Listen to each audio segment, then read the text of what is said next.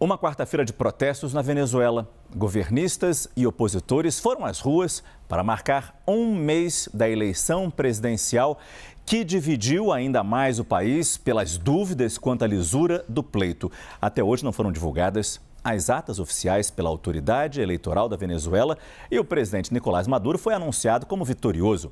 E novas denúncias foram feitas nesta quarta-feira. A oposição afirmou que um ex-deputado que estava com Maria Corina Machado, um dos nomes mais importantes da oposição venezuelana, esse ex-deputado foi sequestrado durante a manifestação.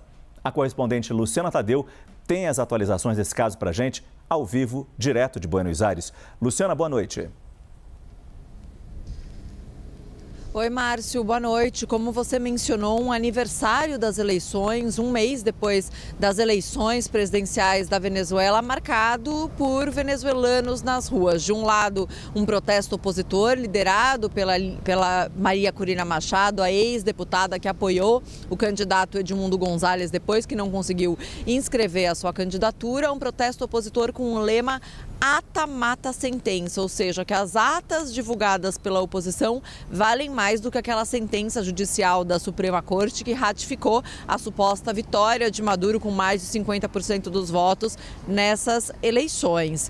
Essa concentração aconteceu algumas horas antes de a concentração chavista também ser registrada. O presidente Nicolás Maduro discursou, no seu discurso fez várias referências à ausência do candidato Edmundo González nessa intimação do Ministério Público, o Ministério Público que tinha intimado o candidato opositor a prestar depoimento na segunda e na terça-feira. Ele acabou não indo, disse que não havia garantias de que haveria respeito ao processo, independência judicial, disse que o procurador-geral da Venezuela estava se comportando como um acusador político, portanto não compareceu e ambos os protestos foram pacíficos. Porém, logo após a manifestação, a oposição denunciou que o ex-deputado, ele chama Biagio Pilieri, um ex-deputado opositor da coligação do Edmundo González, foi perseguido. Inclusive, postaram um vídeo que ele mesmo transmitiu mostrando que um carro estava perseguindo ele. Segundo a oposição, a última localização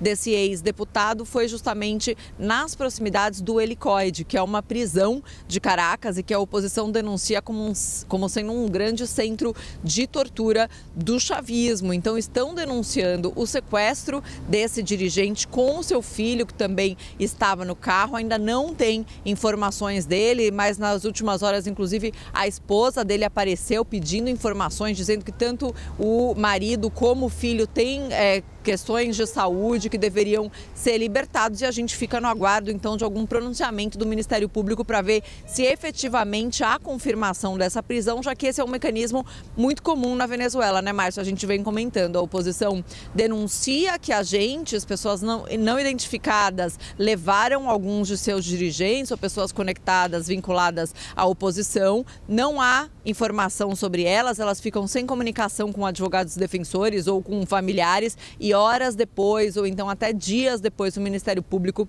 acaba confirmando que essa pessoa foi presa por alguma acusação aí de conspiração ou de terrorismo. Isso aconteceu muito antes da campanha, inclusive depois das eleições presidenciais. Inclusive ontem aqui no Prime a gente contou que o Perkins Rocha, o assessor legal e porta-voz da oposição, também foi levado por pessoas não identificadas e que não se sabe ainda o paradeiro dele, Márcio.